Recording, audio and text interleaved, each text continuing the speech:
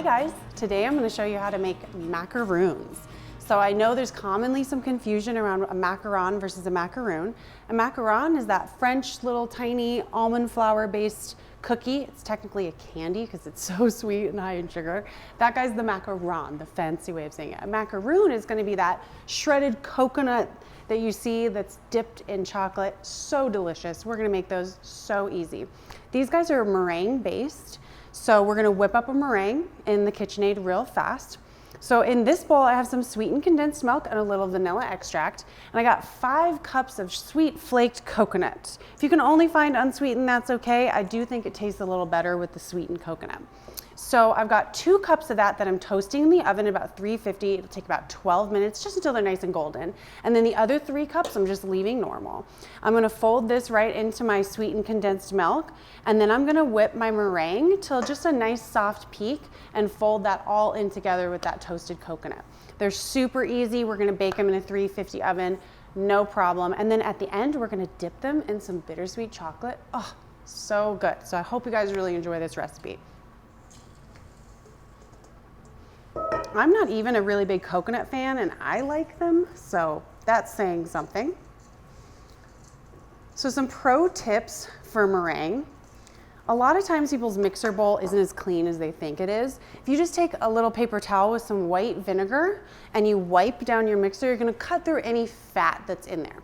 And any fat on your mixer bowl when you're trying to make meringue, it will just never whip up no matter what you do. So just be a little careful. After I take my bowl and my whisk out, I just wipe them down with vinegar and just to make sure that they work out fine.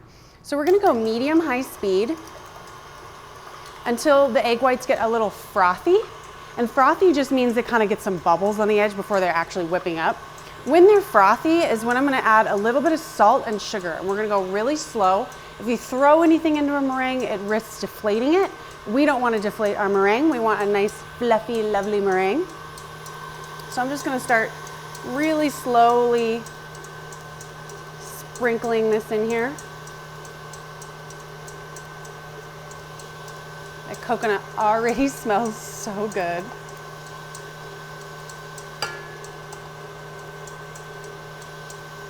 And what we're looking for is a soft peak with our meringue.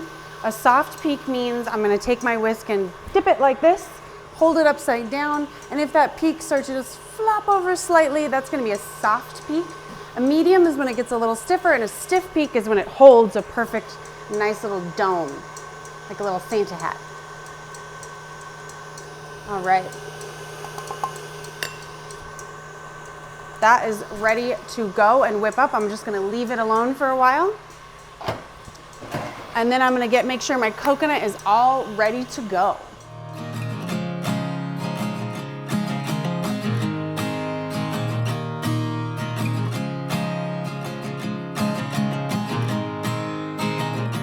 All right guys, I'm gonna show you how to check this meringue. It looks quite lovely in there.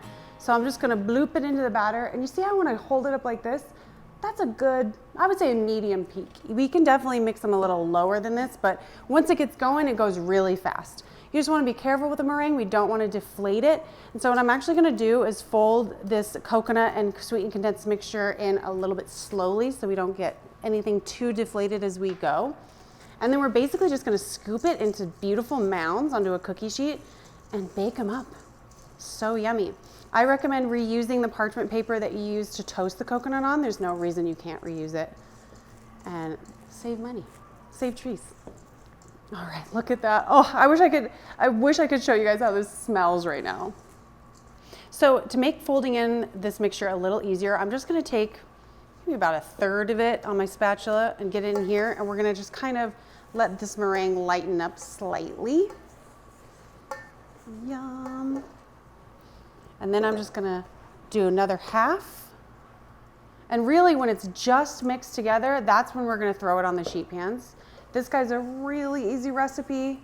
I recommend it if you're starting out as a beginner, and it's just a crowd pleaser. So for this guy, you can mound them into shapes, into mounds with your hands. That's why I have my gloves on. Or we can do it with a cookie scoop. It's really just whatever makes you feel more comfortable.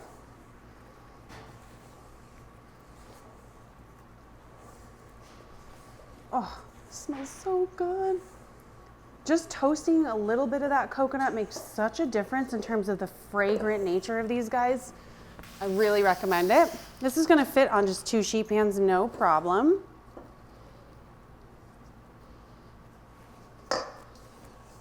Ooh, yum, yum, yum. All right, to me, this is a pretty good size macaroon in my mind. So that's what I'm gonna go with. Lightly get them into little mounds. The biggest thing is everyone on the same cookie sheet you want to be about the same size so they bake at the same temperature. We're gonna pop these in the oven at 350 for 14 minutes until they're nice and golden brown. Then let them cool completely and dip them in some semi-sweet chocolate or bittersweet, whatever you prefer.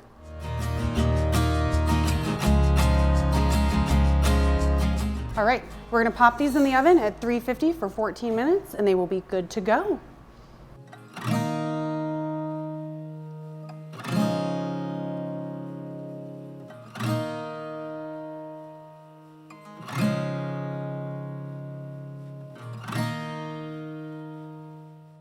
Okay guys, so our macaroons have had time to cool and they look gorgeous, nice and golden brown. You can totally serve these as is, and a lot of people do, but I just wanted to illustrate what you can do with them to spice them up a little bit. My recommendation is dip them in some ganache or just some melted bittersweet chocolate would be delicious. I've got some ganache right here, and so I just wanted to show you, I usually just dip the bottom in, shake off a little excess. So there's a nice even layer there on the bottom. Looks like a nice little foot. And then I'll just cool them. You can pop them in the fridge for about 5 minutes. And these guys are good to go. As I said, they're really great just as is, but if you just want a little extra little bit, have a fun time with it. Ooh, perfect. And feel free to dip as much chocolate as you want. There are no rules here. Yum.